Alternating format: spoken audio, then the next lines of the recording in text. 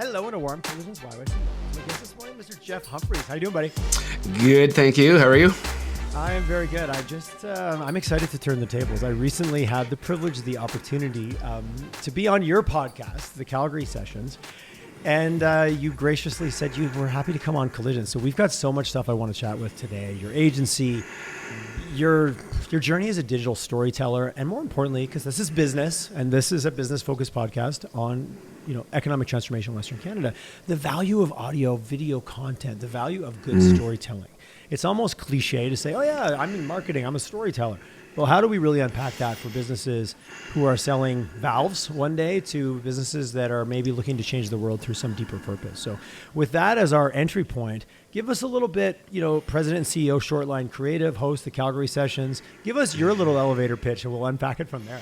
It's so funny, man. Like, I rarely have to do this, right? Explain who I am and what I do, and I'm the worst at going to networking events, so I rarely have to introduce myself. It's it's not convoluted, but Shortline Creative is the unagency that I started 5 years ago, kind of rooted in digital storytelling. I kind of have a deep background in digital, winding it back to 2001. So starting my business 5 years ago was finally taking all the lessons that I thought I knew and things that I understood. And this is my swing at it. So that's where the agency started. And the podcast, the Calgary Sessions, when I started the business, I knew I needed to create a brand and have a voice online, which is why I spun up the podcast. And this guy, Gary Vaynerchuk, was a big proponent of creating long form content and chopping it up into little pieces. So being a digital marketing person, I knew of Gary Vee and followed him quite extensively since '07, and the idea of spinning up a show to kind of create my brand, but also just allow me to say things on camera and kind of tell my story in a very subtle way versus selfie mode talking. So still rooted in story, but now it's looping in amazing characters in our city and sharing their story. So those are that's how they kind of fit together. There's a deep background in both. So it's, yeah, that's the practicing what you preach is also what I hear loud and clear. A lot of the shoemakers, kids never always have holes in their shoes, and so many agencies I know, especially on the smaller side, don't always take the time to do for themselves what they recommend their clients to do. Totally. Maybe a bit cliche. That's my experience. I know I've fallen victim to that over the years of geez, if we could. I'd really like to fix up our website as an example if we weren't so busy doing client websites. But is that an excuse, a reason? It's a blend. Well, and it's funny you say that. You're catching me at an interesting time. The last couple of weeks, I've been thinking about ripping my website down and kind of redoing it all around the message. I'm trying to really dial in on what it is I do. And so as a marketing person, you and I are probably pretty comfortable sitting in a room and kind of, listening to what people have to say and kind of distilling it down into what their options might be. And now here I am rethinking my approach, right? What's my voice in this space? What do I really want to hone in on? So it's, 5 years in, it's kind of a spot right now. So that's why this would be a great conversation because of the timing. Well, I think I love it. That's a great launch off point. Thank you for the vulnerability, just being honest about it. There's rarely a CEO or a senior leader that I talk to that isn't at some time or place unhappy with where they are. And I think I've said to clients many times over the years, I said, we're not building your website for who you are today. We're building for your website for who you are 2 years from now, which is very uncomfortable. But I said it's less uncomfortable to envision that than it is to launch a new website and already have outgrown it in the time it took to build it. And if you're a big company, that can mean different things. So you be you and I'll be me. How about that? Done. From a brand perspective, when you sit there as an owner, a founder, as someone who's living in this every day, is your website saying something? Is your brand not capturing what you think you're actually doing, or is it saying the wrong things? Let's just go through that journey a little bit. I think a lot of our listeners can go, oh shit, I feel that same way. What's your side of that coin right now with your own? We'll just pick on your website. It's great. Good, because this is a good exercise for me. So it's funny, man. So my routine is I go up and ride my bike in the morning, and this is when I do all my thinking, and this is kind of my quiet time. Momentum, right? That's it. Forward ambulation. So I've been thinking about this, and when I started, and for any business owners that start, right, you have an idea, and that idea is kind of digital marketing, fits within an area. But then under that, there's a bunch of different services. So that could be social media management, content creation, writing, building websites, doing logos, running ads, like the full kind of agency suite of things that are possible. So that's what I started with. I had a bunch of experience around that. So, V1 was all that, right? I could offer all those things. I was competent in all those different fields. I had people with me that could kind of, like the experts, like a Google Ads expert, for example. So I could do all these things, right? I was a bit of a Swiss Army in the digital world. Since the podcast and this, like the art of listening, the true art of like storytelling, like you said, is a cliche word that could be thrown around and is being thrown around quite heavily right now. But based on, 100 and whatever episodes in, and just really feeling this, and also uncovering a new skill. I think that's the interesting part is like, we have ideas and we start these businesses. We have a certain skill set, but over time we all evolve and we kind of learn things. We're exposed to different things, and we have to evolve too. So part of that process, my biggest learnings has been through this podcast. The art of listening is this ability to just sit there and be quiet and let people talk, which is good in boardrooms. And just this energy, whatever it is in me, I have this ability to sit down in front of somebody and they're willing to talk. I don't like to talk. I just I'm a good listener, so I can carry a conversation, but being able to sit in front of somebody and have them talk is this new skill set. So how does that fit into the agency world? It's not getting in front of CEOs and boardrooms and that environment. It's something different, and it's rooted in story. So what I'm doing is going from like, I still do ads, but like ads, social media management, all the things, creating content, building websites. I'm going from that to this different version of like building story, but being able to amplify it. That's that's the pivot for me, and that's the growth. So I think like I said, as a business owner, I think if you're not evolving, then, if you're not going forward, you're going backwards, is the kind of cliche thing. But yeah, that's kind of where I'm at right now. From the perspective of like founder on the journey, it feels to me, and listening to you talk, this is less about, and I'm not saying that there isn't, but this is much more about where you're at and what you're passionate and what you believe in and the skill that I love what you said. The you 5 years ago and the you today, thank God, is not the same you. That's a sad state of affairs, I think. We're not moving forward. I'm not learning something. But I see a need in the market and I'm going out to solve for it, versus this is something I am truly passionate about. And I believe through my experience and looking out there that there is a demand for it, that, follow your passion, create something around what you're good at, versus other people say, well, geez, you're an entrepreneur. Go out and find something that's broken and go fix it. Yeah. To me, I'm hearing the opposite. I'm hearing that I found something that's come alive in me that I'm passionate about. So therefore I have the energy to go out and fix, I don't even fix is the right word, to fill that void, because I feel that I'm the best at it because I'm on my own journey. That's the founder I hear coming out of you. Right now. Yeah, that's it. The other way of like looking at the market and trying to figure out what's broken and fixing, I'm not that smart. Like I don't have the time, energy, or interest to go like research broken things. So this is all driven by my gut and intuition. The podcast, starting a business, everything is very gut intuition led, good and bad, right? There's no plan. There's no business plan behind these ideas. It's kind of listening, seeing how people are reacting, and then, trusting that what I'm doing is different and kind of going all in on that. So it's my approach, just slightly different, but feels very comfortable. I saw a clip that you posted. You have a fantastic, you're a fantastic editor. You have a fantastic team of editors that you're able to capture the essence of an hour or an hour plus episode and turn it into a bite-sized digestible, inspired by Gary Vee, as you said earlier. I saw one of your clips the other day, and it really talked about exactly what you just said, your process, and how sometimes it feels a little bit, my word, loosey-goosey. Like, this is intuitive. It's very, I can't put it on a spreadsheet, but yet it works for me. As you've gotten older and evolved just as a human being, are you getting more comfortable that is just your way and that's okay? Versus it shooting all over yourself that it should be different? Dude, that was probably one of my biggest struggles for a long time, right? Trying to take my creative being and stick it inside of a box. And that was a struggle from a young age, probably until, I don't know, like my early 30s, because I didn't fit anything. I didn't fit in these like true corporate settings. I wasn't going to get suited up.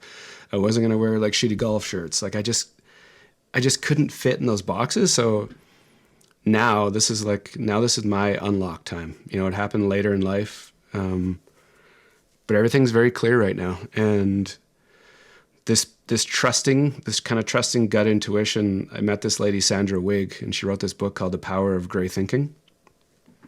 You and I might have touched on it in our podcast, but it's like, you don't want to play in the extremes. You don't want to redline with, this all or nothing attitude. And you don't want to go on this like wild low when things don't work. It's kind of in the middle and it's kind of gray. And that gray area is rooted in creativity, and which means there's no path, right? It's very trust it, feel it, and move forward. And when I met Sandra, I was like, she started talking to me, and she pretty much had me pegged just from like listening to my clips on social, right? She knew, and she was just kind of fascinated by how I operate. And for me, I'm just like, well, I don't know that this is different. It's just kind of, I've figured this out later.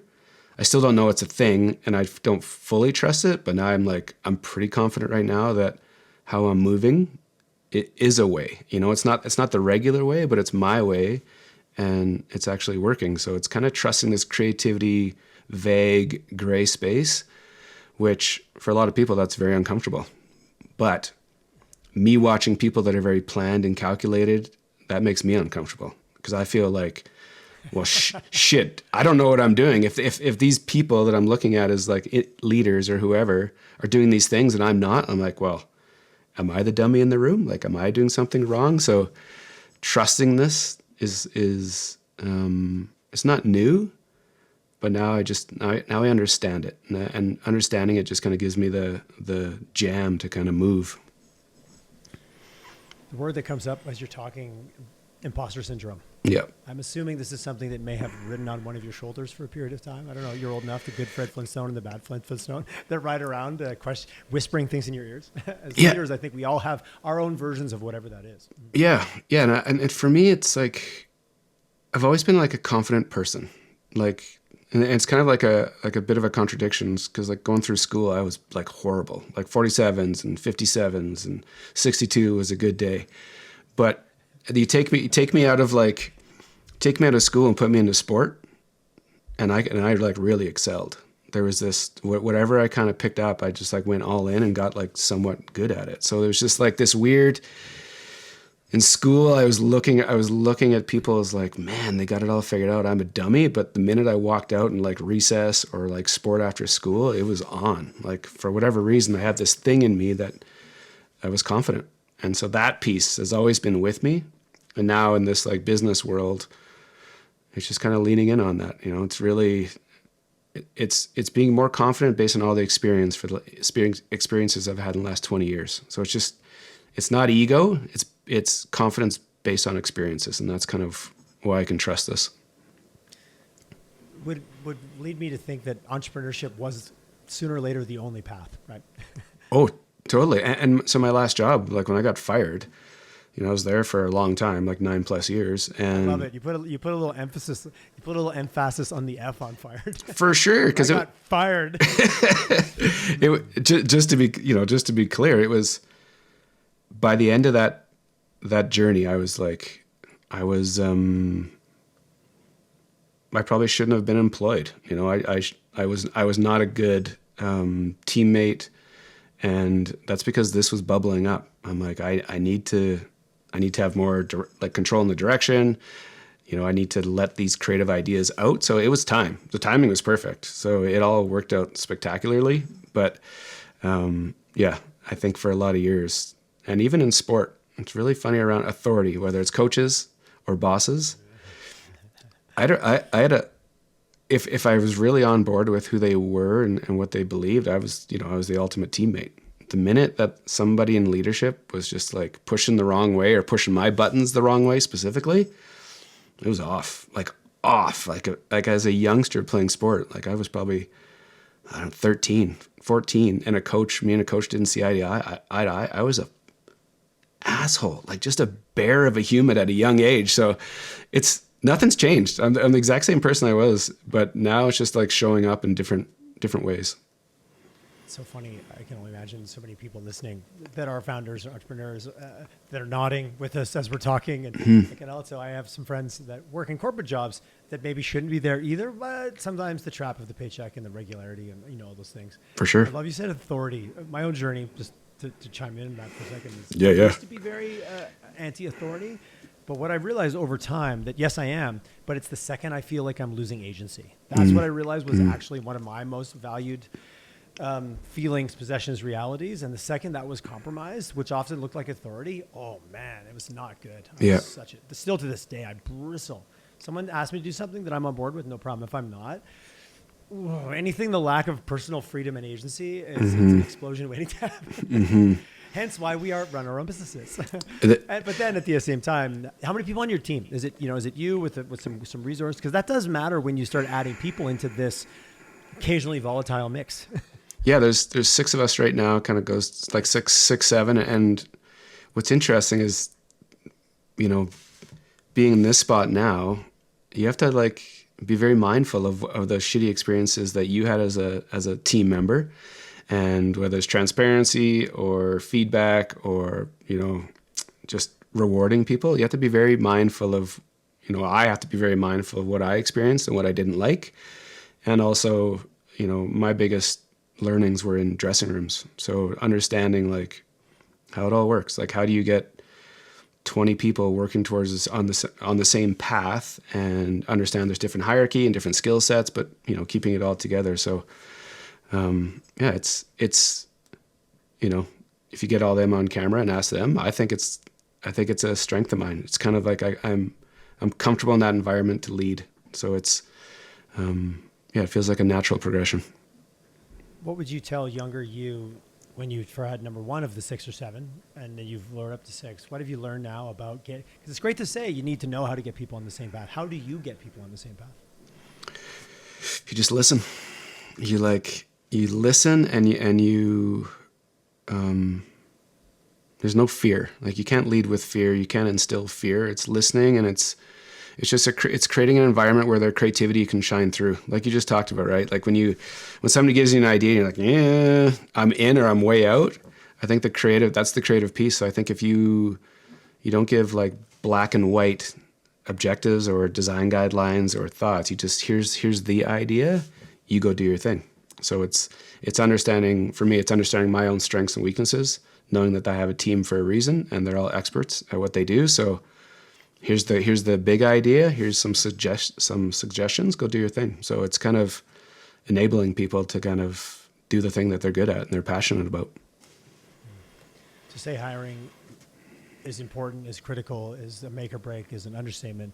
How do you approach that process when you're getting to know people? Like, at that point, it's kind of like dating. I joke, which is maybe inappropriate somewhere in today's vernacular, but you're deciding to spend a lot of time together, and oftentimes when there's pressure or stress or outcomes that need to be accomplished, shared or otherwise, what's your vetting process to kind of the get to know, so that 3 months from now on a Tuesday when things are kind of in the weeds, I know you came through the restaurant world, when things are in the weeds, how are we going to get along? Because you find out on that day, but how do you find out in interview number 2? So my approach has been very different. So and this is kind of like a Gary V model, and I might reference him a lot because I've, you know, as obscure as that name is to some people, he's the person that put me on this path, period. Many marketers, especially in our age group, or that have been around for a few years, I don't see him out as much anymore, but there was a time when you couldn't not see him. Yeah, totally. If you were online, right? Totally. So one of the approaches is to create content and put it out to the world, and not just to sell products and services, but for people to get to know you. So people get to hear insights, right? When you reference that, how I operate online, right? If I didn't put that video out there, you wouldn't have that reference point. We wouldn't have talked about it. So it's being vulnerable enough to put yourself out there on the internet and say things, and whatever those things are, they're kind of values to you or different experiences you've had that you want to talk about. And so the more you do that, the more people know about you. People get a sense of who you are. They see your mannerisms, they hear you, and they start connecting with that. So the way I've kind of built my team, like 90% of them, is they found me. So the cool thing is, when that happens, like when you have the courage and work ethic to kind of put yourself out there. And not like shitty sales, like, this is what I do, come hire me, or like you put value into the system. And then when I say system, I mean like social. When you put value in there, then people have the choice. Either they're going to align with what you think or they're not. And the ones that align with you, they kind of connect with you quicker. So the way it works is you put it out online long enough, and then all of a sudden they follow you. And then I check out what they do. I follow them. They DM me one day. We start building this connection. I know that I need a cinematographer. Well, look, I know this person. I've known this person for 2.5 years. I've watched them do their thing. So it kind of works that way. So the idea of, my biz is nowhere near the size of yours, obviously, but the idea of like putting a post up on Indeed and like going through that process, I did that at my last job. And when you get 240 applicants and you got to weed through and find 3 that you kind of want to talk to, that's a big process. So this works for me at my scale right now. So, and maybe that being said, it might work for everybody.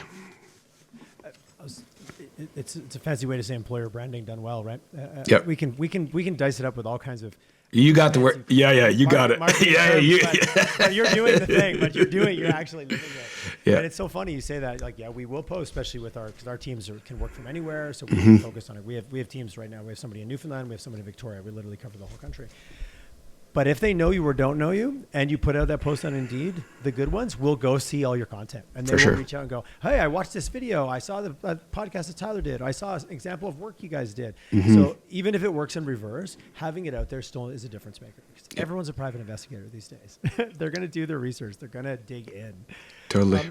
When you think about what you do as a service to organizations, you probably work. Again, I made the joke earlier. I have a purpose-driven organization where we're trying to save X.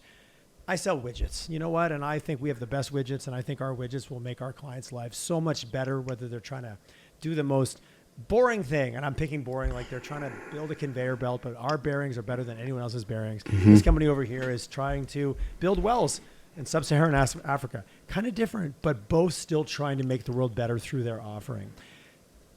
What's the universal truth or the thread that has to be true for digital storytelling? We'll just pick that one as a theme. Yep. To really make sense for those organizations. Is it their belief in it? Is it their passion? Is it their customers being curious? What's kind of the formula that when you sit down with somebody, which you've been doing this for 5 years, so I would guess in the first 5 minutes, you're like, this is going to be good. Or you're like, this might not be the right fit. What's that? What's the gut that hits you?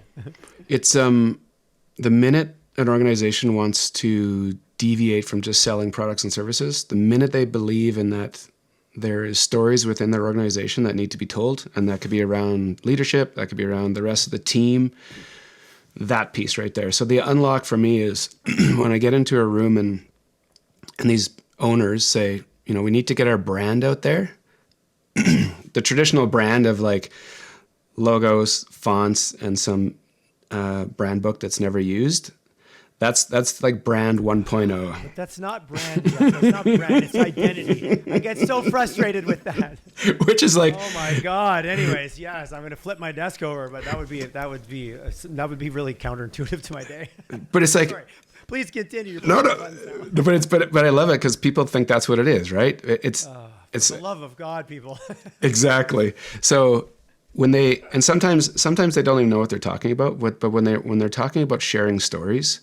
And sharing stories, what I'm like, the conversation I'm getting into or I'm actually pushing now is like every business, I say every, needs a podcast. And that could be a seasonal branded podcast. That could be an 8-episode annual thing that somebody on their team interviews team members, and it's very organic, fireside. That's just a version of the idea. But the minute somebody wants to go all in on their team, then I think the reason they're able to do that is because they want to be they're honest. They want to be very transparent. So when people use these words on their website, we're honest, we're transparent, like all the buzzwords. The minute that somebody wants to put people on camera, I think they're going to the next level, which is what we're really, that's when I know that this is like somebody we can work with. So it's that. I think it's really, people talk about being transparent. They want to talk about being industry leaders. The only way to do that is to showcase your people, like to let the world understand what makes you tick and your organization tick and the people that work there. That's that's the next level that creates all the opportunities. And what those opportunities are is very gray. It's very vague what they turn into. But in today's world, it's the only thing that kind of makes your business different than the one down the street selling the same service. I love it. Don't tell me you're transparent. Just be transparent. Don't tell me you're honest. That's it. Years ago, I had a consultant say, you can only pick values that have a viable alternative. You can't pick honesty as one of your values, because being dishonest, you shouldn't be in that business.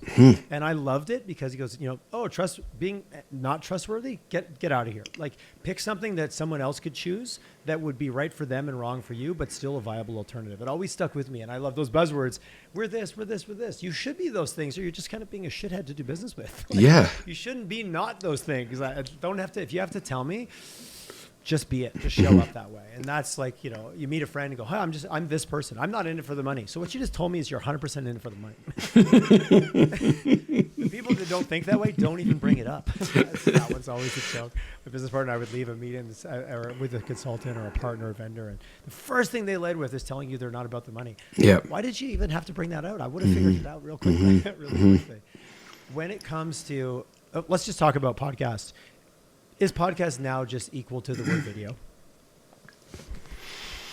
It's interesting, right? I think there's I think like the OG podcasters are very audio driven still. I find it fascinating that there's a bunch of organizations out there and businesses that only craft audio experiences. I think that's like I don't know. It's a little confusing to me based on, how people build brand and awareness online right now and what you actually need, which is video. So I find that a little confusing, but I also feel like it's rooted in it's the true form of podcasting, like the original version of audio. Should every business is it the new video? I don't know. I still think this is unique, right? I think you and I take for granted how this is how we operate, right? Just talking to people, recording it. Is it the new form of video? I don't know.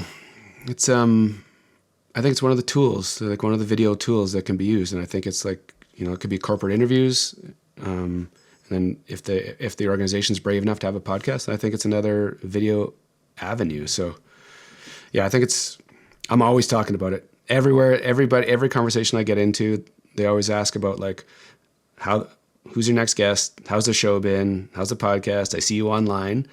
And so I just kind of like flip it on them. And when they're talking about creating awareness and driving more sales and finding, employee retention and recruitment, I'm like, have you thought about starting a show?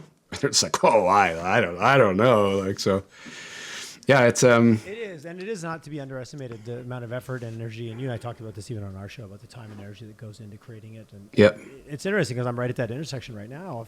When I started off, it was in person audio, then it went to COVID. You couldn't see anybody, went online. We went for a volume game because at that time during COVID, everybody wanted to chat. So I was recording 6-7 episodes a week. Doing that with video was never a realistic journey. Now I see where I'm getting to. I'm like, the only way to really grow this or kind of become more relevant again at that level is to go to video. And then it's, do you make that call or don't you? It's an interesting journey. I love what you said, because there's a lot of, remember when my mom's like, oh, you're doing a podcast. Cool. What is that? Way back when. And I said, well, it's kind of like an old school radio show. Yeah. You can listen to whenever you want. She's like, oh. And I think, I've listened to some, I can't even think of off the top of my head, but they were so produced. It was insane. Yeah. Like you were definitely listening to, it was more like an audio book that was this theatrical, and they had multiple voices, but it was purely audio. That's almost its own little subcategory unto itself, right? For sure. Yeah. I listened to one. The epic narrative. Yeah. When the Ford Bronco came out, Ford released like this 8 episode kind of mini branded podcast thing. And it was like narrated, and then they'd cut in interviews from these different experts over all these different places. There were sound effects. Like it was exactly that. It was like an audio book. And, they call it a branded podcast because it lives on Apple and Spotify. So it's interesting, right? The word podcast sometimes might like pigeonhole the idea versus like, it's just, these are the platforms, and they're like podcast platforms to get a message out. So you can kind of throw that word around a bunch of different ways.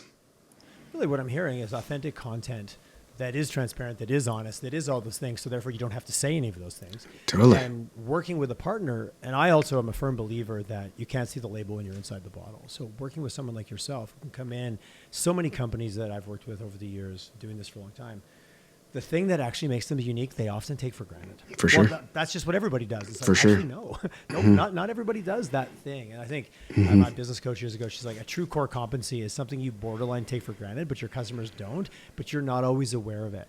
This medium, I think, is a great place for that to start to get some legs. For sure. Yeah, it's that, and that's another good reason, just like, and that's why people overthink what they're going to put online, right? They're like, well, I have to sound smart. I have to say these things. And what, like, what key things do I have to hit? But if you just let the things out, like Graham Edge right now, he's on this mandate. Graham Edge is one of the founders of Energy Disruptors. Yeah. Spectacular human. He's on this path right now of like 30 videos in 30 days. And he is exploring his own like inner thoughts and beliefs that he's never, like, he doesn't go there ever. He's always talking about like the bigger picture energy and not the conference, but the people around it. He's going down this path right now of like being very vulnerable and talking, and it's unlocking everything. Cause I think it's that level of depth and vulnerability that has so much value to it. So I think I think you take for granted. I think we're all so unique that our thoughts, we can share them as long as they're like led with good intentions, and you're a good human. You're not an idiot. I think it's great that everyone gets to hear things, and but it takes courage. It takes courage, and then it also takes, sometimes you need a team to draw that out, to produce it, and give you the asset. So it's not just turnkey. It's not easy. That's why you kind of need different, you need help. You can't be an expert at everything. So that's kind of where we step in. What do you say to some of the larger brands you might interact with where there's more fear? I use the word courage, so I think the word fear popped into my mind as automatic around, we do have to be so curated. We do have to be so careful. We do have to, steward the corporate mandate or fly the corporate flag. And you can't speak out because that could be, depending on, like, there's large organizations out there where this could absolutely be benefit, even if it happened at a divisional level. But oftentimes it gets crippled by the bureaucracy of governance. Is there a perfect sweet spot, or is it really just all about the mindset of who you're dealing with? That's it. Yeah, we worked with a couple of big ones, and, went down a path of like creating this beautiful kind of hero piece for them. And once it got into media and comms and their law department, they just like put a pin in the entire thing. So for me, it's, I don't work well with the monsters, that's too much. There's too many layers of people. There's this, right? There's too many checks and balances. I like working with the smaller entrepreneurial mindset driven organizations. And because when you deal with the decision maker, you hatch the idea, they trust me based on previous work, and then you can kind of do something dynamic. So for me, it's kind of attracting that kind of operation versus going after the monsters for a paycheck. Yeah, I really like the word courage. You said, you put it out there. There has to be a little bit of courage if you're going to be vulnerable. Yeah. But I had someone say to me years ago, I might even said this in your podcast, my business partner said this, we wait to have trust to be vulnerable, but the second we're vulnerable, it immediately creates trust.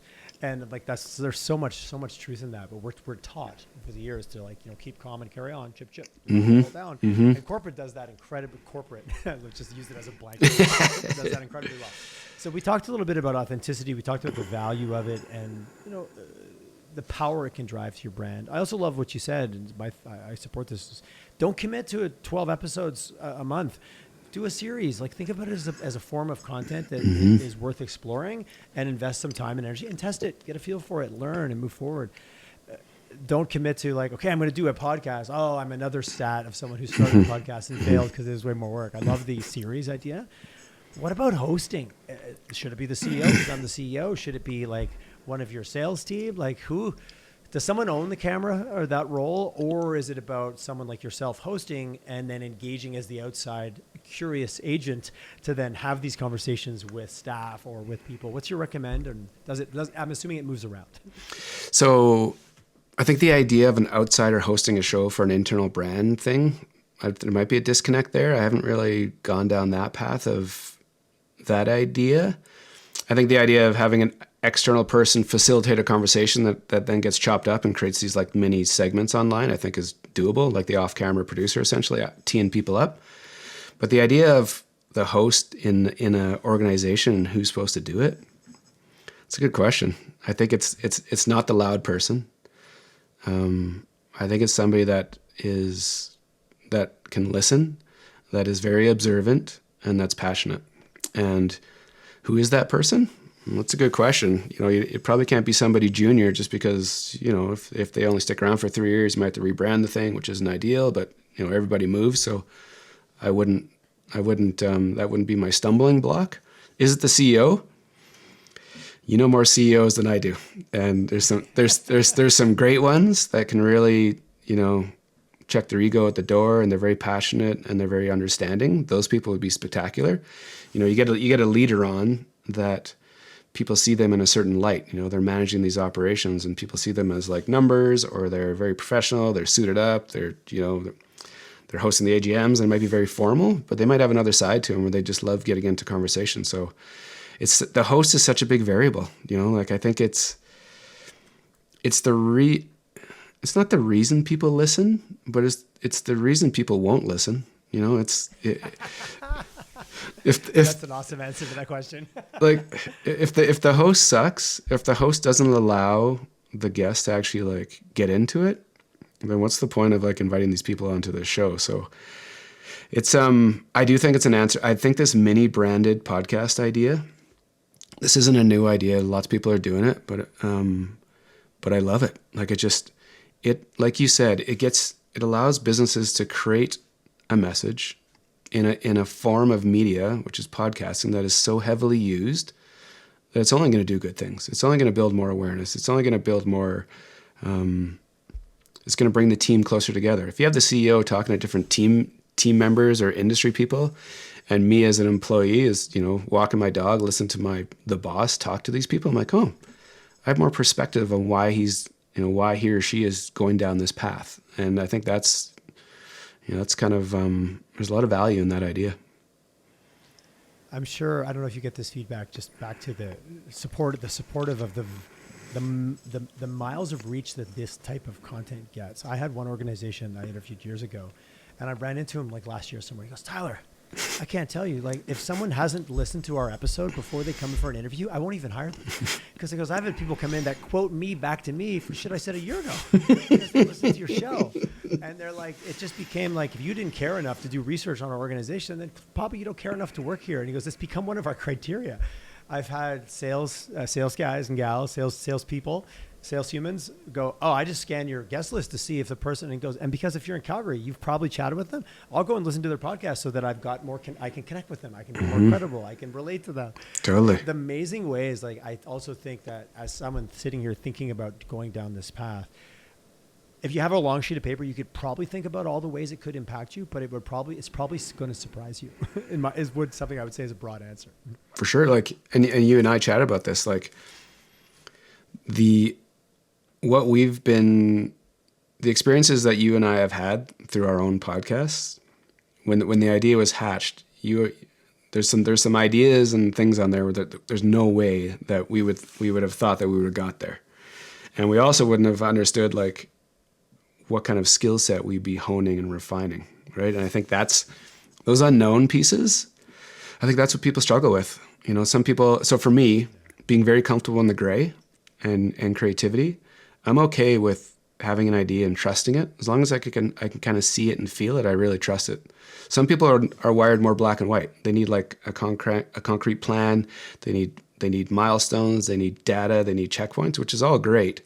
But this platform specifically for an organization, I don't know if you can set those kind of parameters out of the gate and then really take a run at it. Because I think if you set those parameters early, you're not going to hit them, because people are going to be a little confused of why, organization X has a podcast. You're like, what are they doing? Like, who do they think they are? So it's going to take time to play out. But I think people that are comfortable in the gray, this is, it's kind of a slam dunk.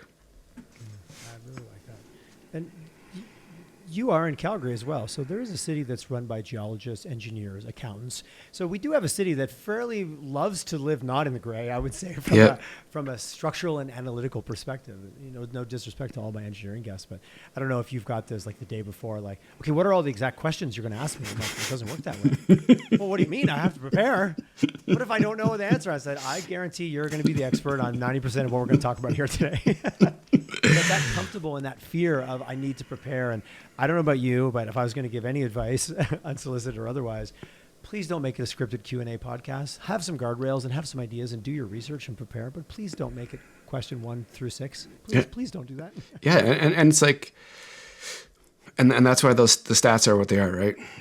Whatever the percentages that don't get to 10, like then 87% that don't get to 10 episodes. That's why, because they're just, the host isn't good at it. They don't have the capacity to just like flow. So it's, but that being said, I'm sure there's some great, like hard, fast, this question. I'm sure there's some good ones out there, but I feel like, what I like and how I operate in my show is like, there's no way I could have any questions about anything. So one question I did ask for a while, I'd ask at the end, I said, if you had a magic wand and you could change anything in Western Canada, either add something or detract something that's holding us back from economic transformation, what would it be? And I ask it right at the end, and with the sole intention to then create some cool visuals that I shared later with my audience after the 30 people answered it. I blended them all in. So I planted it more as a way to create content later on that all had a similar theme. And it was fun. One I also used to ask, if you could take 2 industries that aren't collaborating right now, in your opinion, and bang them together, who would they be and why? The things people said were, it was so surprising. It was worth asking the question just to get the answers. But those are really the only 2 questions I've ever asked more than once. If I want to think back to it. But it's also, it's a skill set, right? To be able to go off the cuff and, to facilitate these conversations is a skill. And it's not, I think it can be, you can refine it. I don't think it's, hell yeah. It's not like a natural thing out of the gate because it's, you're kind of anxious and you want to like get your thing out. Even if it is, you can still get better at it, right? Yeah, for sure. But it's a very introspective journey when you decide to launch a show and be the host, because you're really putting yourself out there and you really, the people that say yes to come on your show, you really have to hold them in a safe spot. You cannot put them in a spot where they come across as either not intelligent or they just say something that's going to get them, in some hot water. So it's a really interesting environment. And going into it, I knew none of this, but now that you're, 4 years deep and 139 or whatever in, like, there's a lot of learnings here. I think it was at 137. I think is live right now. I checked my facts this morning. Yep, and, exactly. And they're great. The quality of your conversations, the depth you get into, the authenticity, on top of the quality of your content production. Like, dude, I get, and I've told you this off air, 5 stars, man. Like, you do such a great job at it. Like, kudos. If anyone's going to go to do this, to embark as an organization on your own and build a team and put all this together to do it in-house, it's just too risky when you've got a resource like you out there in the market that can come in and go, let's try it. Let's create a safe place for you to try this, as well as for your guests to show up, whether it's internal or otherwise. And then go forward with it. I don't know. I think you create such an easy way to test the waters. And like everything in life is test and learn. This is just another great example of like, give it a try. What's the worst thing that's going to happen? You're going to have 6 quality episodes that tell your corporate story of who you are today that you can use internally for recruiting. Yeah. Clients will find it. People find stuff when you put it out there. Like they do. Sometimes you're like, someone will message you a reference. They'll talk to me about something, an episode or something that I did like 3 years ago. And it's fresh for them. And they're like, yeah, remember it? I'm like, respectfully, no, I don't remember. How important is it to have a signature, like something that really is memorable for your audience? Like, for example, your hair. I had someone go, Tyler, I saw you on a show the other day. It was the guy with the hair. And I was like, oh, amazing. His name is Jeff. But yeah, I'm sure. And it's kind of a half-assed question, but a little bit of a joke at the same time. It's part of your persona, and I love it as the host.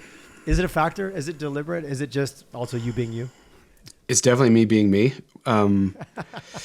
It's the thing. I went and met 2 owners yesterday, and we were meeting in this like public place. So, and I'd never met them. They don't know who I am. So I text them. I'm like, I'm walking up to the front door. I have big hair and a black t-shirt. And so it's like, so I'm walking through the Atco Blue Flame, and I'm walking, nothing. I turn around to come back, and this guy is walking right at me, smiling. He's like, "That was easy to find you." So it's, so when I had the idea for the show, the branding around it, I kind of wanted this cool, like Lincoln design, kind of half caricature of my just like face. And that's what it started as. And then my good friend Rob Sawchuk from Turkey and Pistols, I sent him the idea. I'm like, this is what I'm thinking. And he's a very talented designer, has a creative shop out in Bragg Creek. I sent him my... I know Rob from years ago. It's funny. I'm searching my brain, but it's Calgary. Everybody knows everybody. I'm 1 degree. Yeah. So Rob's like one of the OG guys at Critical Mass. Then he led Evans Hunt for a long time. Super talented dude. So I gave him my ideas just as like a mood board, and he turned around and drew the logo that I have today. So he hand drew my fro, like every curl, everything. So good. And it's like, I was like, it's kind of weird, but it's like a faceless fro with a beard. So it's not like it's me, but it's not me. It's not like a full like, and the reason I have my long hair, 2001, I moved to Toronto, and I had like short hair, like, and for whatever reason, I couldn't find a barber shop or someone to cut my hair. So I started growing it, and that was in 2001, and it's been a mop ever since.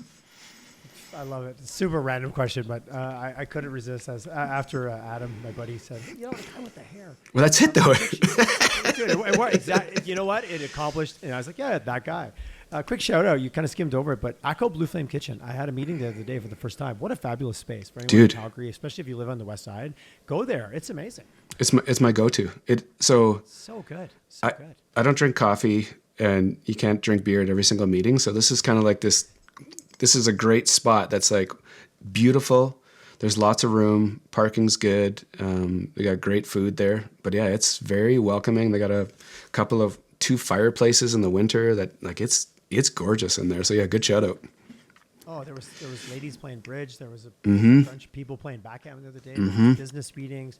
I ran into a couple of my old coaches who were having one-on-one sessions there with their client. It was this real eclectic mix of people all hanging out in this beautiful, like well done. Not to anything against Calgary, but almost a Vancouver style space with the wood and the beams. And gorgeous. Remind me of the Vancouver airport a little bit, just for lack of better comparison. I live in Marteloup, so I drove by when it was getting constructed, just never, one of those places you drive by a million times and just never take the 3 minutes to go in. I would recommend anybody to go in. And I think they're open till like 3 PM as well. So you can get a pretty good stretch your day now. Yeah. You're evolving the agency brand. Sounds like, are you going... Is the sword getting sharper? Like yes. Thinking about, more. So is this? Would you call it more specialization, or just I'm really getting focused on what I'm the best at? And you know what? Gosh darn it, there seems to be a need out there, so I'm going to keep filling it. What I'm feeling right now and seeing right now is like being in the Matrix. Which show? Which version? The first, second, the original. It's quite a bit. The original. Now we're nerding. Okay, the original. I thought most people, I think that's what they refer to when they say that. You know, like that feeling when things start really clicking. You know, like you're testing the waters in a bunch of different places. You're learning from different experiences. Right now, I just feel like everything is. I can see it, and that's why I'm like. That's why I want to kind of flip the website. I kind of want to really dial in on what we're up to. I don't feel lost right now. I feel very comfortable with the direction. I feel very comfortable with the team around me. And yeah, things are just they're just clicking right now. So it's a really interesting time right now. And it's leading to new opportunities and opportunities that are like, that are going to kind of show up in the next 10 months. And it all fits. But it's all, I'm overusing this word today, but it's all gray and vague, but I like love it because it just every day, like whether a phone rings or an email or a DM, it's just like click. That's exactly when this is supposed to show up. So I'm, what you have, you and I are so interesting because it's like, you got the agency, you got your podcast, your agency operates at a wildly different level than what I'm up to.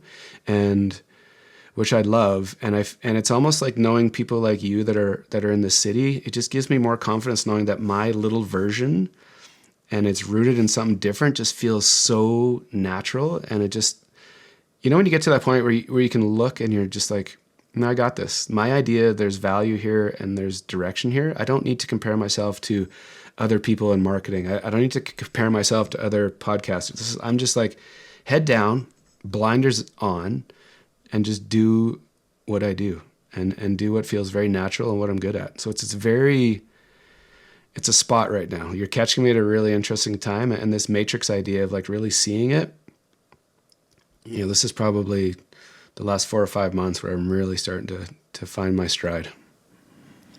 Dude, I love that so much. I could stop right there, but I can't. End it. Boom! I might edit it afterwards. I also know that you're a sports guy, and I see. Is that a snowboard I see off the corner of your frame? Right? No, it's a water ski. It's a water ski. Because what I heard you describe was flow state. Yeah, exactly. And in sport, a guy who's gravitated to sport his whole life. Sorry, you're a water skier. I thought it might be a snowboard. I should have just went with water ski. I thought, you know, one plank. They're all. Yeah, I get it. Yeah, you know what I'm saying. But talk about a flow sport, water skiing. You know, I know you go for morning skis, and to be in that same place and have that permeate all aspects of your life, it does sound like the pieces on the chessboard or whatever game you choose to play are lining up. And that's really cool, man. I can feel it because your energy of like, I'm just here and I'm in it and I'm present and I'm me and I'm okay with that. I'm actually more than okay with it. I'm happy about it. That's a lovely, lovely place to be. And I think we strive for it, and it gets ahead of us. It's the little kid kicking the ball, and sometimes you catch the ball and you're not sure what to do with it. As we get older, maybe we're like, oh, I've got the ball, and that's okay. I can just have the ball for a few minutes before I kick it down the road again. Mm-hmm. It's, for me though, I think what's also important is how late it showed up in my life. That's the interesting piece in my kind of story is like, you know, I started my business when I was 42. So this is, you know, that's that's later in life. And so for a lot of years I was a lost person. Like, and you know, we don't have to go way back, but like when I was DJing in nightclubs Fridays and Saturday nights, and my friends were getting married, having kids, and buying houses and fancy cars, I didn't fit, and I was like really, really lost. So for me to be able to say this to you right now of like where I'm at, it took a long time to get there, but it also took some effort, you know, putting myself in different places and trying to experience different things. And I just wasn't being complacent and waiting. I was like pushing myself to go different directions. So it showed up later, but you know, I think as we all get older and it's just, you know, whether it's maturity or a deeper understanding of things, the timing was perfect for me to just like unlock this on the timeline that I did. I do really appreciate the words of early and late and all those types of things. We arrive when we arrive, and the fact that you're able to recognize it, that's the win. Just again, purely looking in from the outside, I really appreciate your honesty and vulnerability around that statement. And also someone who recently turned 50, like where, you know, the shoulds. Where should I be in my life? Mm-hmm. Should I have this or should I have that? And getting a lot more comfortable with kind of like I think you said right at the beginning, kind of that trust in knowing. Yeah. Of like, I'm on the right path. And when I do, the energy, the frequency, however you want to get into it that you put out in the world, it comes back tenfold. It's those DMs and those phone calls that are like, yeah, boom, I didn't even know I wanted to talk to that person and they reached out to me. That's amazing. I can't wait. That's a sweet spot to be in, and kudos to you for recognizing it. Yeah, Sometimes we're so busy thinking about tomorrow that we forget to recognize the cool thing that's happening right now.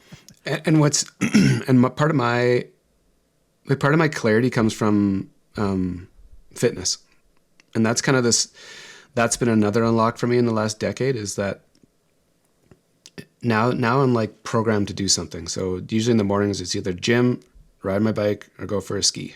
So it's that structure. I now know when I don't do those things for a duration of time, 4 or 5 days, my energy goes down, my focus goes down, the way I'm like vibrating in the world changes, and you don't create those opportunities. So it's like hokey or as gray as that is, I do think that the kind of mental fitness piece that comes from actual fitness is a huge unlock. And being able to talk to some spectacular characters in Calgary on my podcast, and you listen to them talk about their journey of like, you know, some of the biggest companies, and their fitness slips and then everything else starts breaking, you know, their team starts not operating, their family life and their health. So I think it's this weird thing. You know, I never would have thought that riding my bike around the reservoir a handful of times a week would have been my like therapy for myself. But it's like, it's the thing that lets me kind of do this and to be able to, and to be very comfortable in this state right now. Cause I seem to I do my thing in the morning and just get it out. And it's kind of like a hard reset every day, which allows me to do this. Forward ambulation. Yes, sir. The reality of the research behind the hormonal response, like it not only feels good, it's physiologically like you can break it down. Not that we need to, because you're good with the gray, but if you want to analyze that, there is no lack of proof of why that actually works. What you said. I'm being a big fitness guy. And if I don't create physicality in my life, that's not good scene for anybody. Just ask my wife. and I think it's a conversation that isn't had very often. You know, I think there's a lot of, and I might be overstating things here, but a lot of leaders tend to get so overwhelmed with what they're doing and trying to keep this machine or ship going forward that it slips. And sometimes it takes like a tragic event, whether it's a heart attack or somebody else in their family getting sick, and they have this like aha moment where they need to like figure it out. But I don't know. I think all the, whether it's like therapy or medication or all these like I think this like fitness piece, just being active has the potential to change a lot of things in your life. And I think it's sometimes we take for granted, right? How basic it is to go ride your bike or how basic it is to go run or walk. Like it's so simple, but I think it's, for me, it allows me to operate the way I do in a very kind of comfortable spot. I couldn't agree with you more. I think all those things never to demean the fact that therapy, coaching, medication, they can all play a factor. Yep. But please build it on top of a decent nutrition, a good drink water, have a good night's sleep, and do some fitness. Then add those other things. And I think when you try to go the other way around, bro, it's like playing whack-a-mole with your health. For sure. Yeah, I agree. Now we're getting to Jeff and Tyler's personal views on taking care of yourself. Which is like... It's everything. It's all of it. We could do a whole. That's all we could have talked about. We should have started there. Yeah. But if you're still hanging on at the end, I always then you're into it. You're into this vibe. You're into this formula we're chatting about. So if we get a little prophesizing out there, and one person goes, "Yeah, you know what? I'm gonna go. It's 20 degrees out and beautiful in Calgary right now in mid-September. Go for a bike ride." And there's something childlike about we're just gonna go on our bikes. You know, the old joke of like you didn't have to text your friends. You could just see where all their bikes were, and that's what house you knew they were at. It's nothing wrong. That's not bad. If I saw a bunch of cool bikes in front of a house all parked, I'd be like, I might go in there and see who's hanging out. Especially now as everyone's riding $20,000 bicycles, which is a whole other story. That's a whole other world. Yeah. What is it? Is it Manals? Middle-aged men in Lycra? My buddy told me that. Oh, that's a good one. Let's go be Manal. I was like, what is that? He goes, 'cause he's a big, just did 500 kilometers. I'm going to have him on. They just get it. Jeremy Lamotte is his name. He's a surgeon here in town. He just did a 500 kilometer dirt race in like Kentucky. Wow. Like that's insane. In like 36 or 38 hours. He said he had sores in places he didn't even know he had places. That's another podcast for another day. Jeff, so good to have you on, man. I'll be blunt, so good to get to know you. And what a fabulous medium that we both love and both enjoy to get to know each other. So it's been a privilege. And I joke, if no one listens, I'm still glad we had this conversation and happened to record it. Cool. That's the best part, right? Like when you do it, you know, when you have a podcast and you kind of do it, not for yourself, but you know you're gonna get some value out of it for yourself. Like there's no reason not to. That's why these are so awesome, because it just doesn't matter who listens or what. This exchange, you know, I know you better, you know me better, and you know, just to know another cool person in the city, like the value behind that, around that is just, you know, it's immense. Boom, mic drop. I want to learn more. I go to your website. Expect a new website soon. Is that a fair statement? Can we hold you accountable on air? Yeah, honestly, I want to like kill it all and just do like a one pager. Kind of just like, but yeah, that's where you go. Okay. Shortlinecreative.com. If someone wants to listen and or watch, obviously you're on YouTube. I'm assuming you're on all the platforms. The Calgary Sessions with Jeff Humphreys. You'll know it by the fabulous logo. That is, I think, very accurately. I'm looking at you on the screen. I'm looking at your logo. Yeah, he nailed it. It's good. And I just got my haircut last week, so it's a little, it's in check these days. I like all the versions. Yeah, thanks for coming on today, man. It was an absolute pleasure hanging out with you, getting to know you. And thanks for sharing. Thanks for the work you do in the city. I love it. Huge high fives. And just thanks for being real. Thanks for having me. This is it's cool to be on your show. I've seen it for a lot of years. So to actually like be on it, it's a mind twist for me. So thank you. Thanks, man.